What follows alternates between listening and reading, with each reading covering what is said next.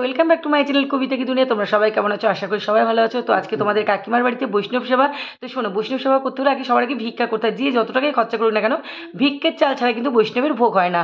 তো এখানে এই যে বৈষ্ণবরা রান্না করছে আর আমি দেখো ভিক্ষা করতে পেরেছি। আমাকে 3বারই ভিক্ষা আমাকে করতেই হবে, কারণ ভিক্ষার চাল না দিলে মহাপ্রভু আমার ভোগ নেবেই না। নাকি এটা অহংকার করা হয়, তাই আমি ভিক্ষা করতে বেরিয়ে পড়ি।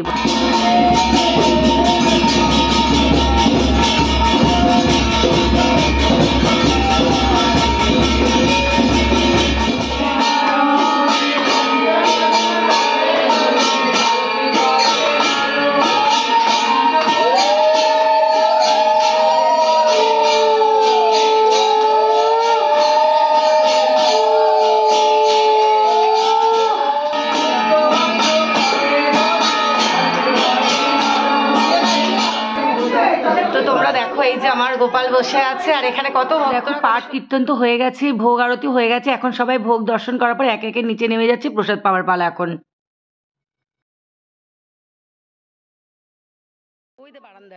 দেখতেই পাচ্ছ সব ভক্তরা উঠোনে বসে প্রসাদ পাচ্ছে।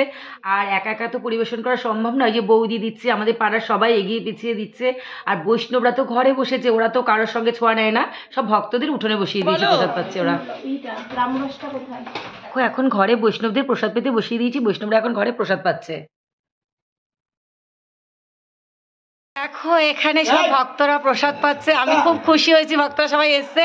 আর দেখো আমার একটা বৌদি সত্যি খুব সুন্দর। মেনুতে ছিল ভাত, ডাল, বেগুনি, মোচা, কচুর শাক, রসা, ঘ্যাট, পনির, চাটনি, পায়েস, পাঁপড়, মিষ্টি। এখানে সবাই প্রসাদ পাচ্ছে, ওখানে বৈষ্ণবরা ছিল, এখানে সবাই দেখো প্রীতম পাতা ফেলছে। আমার ভীষণ ভালো লাগছে যে প্রীতম কি সুন্দর ভক্তরা প্রসাদ পাচ্ছে, সেই পাতা ফেলছে। পাতা ফেলার মধ্যে একটা অনেক মাহাত্ম্য আছে।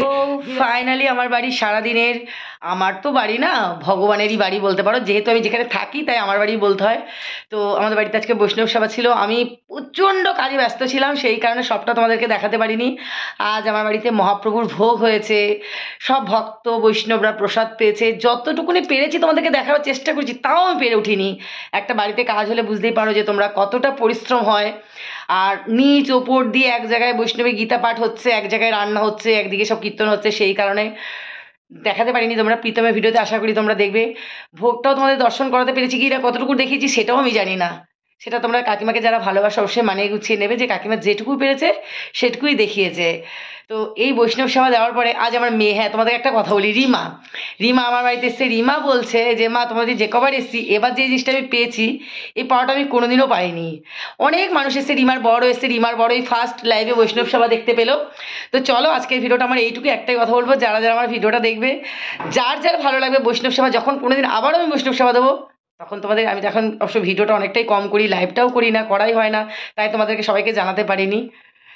সবাইকে যার যেখানেই বাড়ি হোক না কেন, যে যেখানে বৈষ্ণব সেবা দেখবে সেখানে আশা করবো তোমরা যাবে, ভোগ দর্শন করবে, তাহলে তোমাদের মন ভালো লাগবে।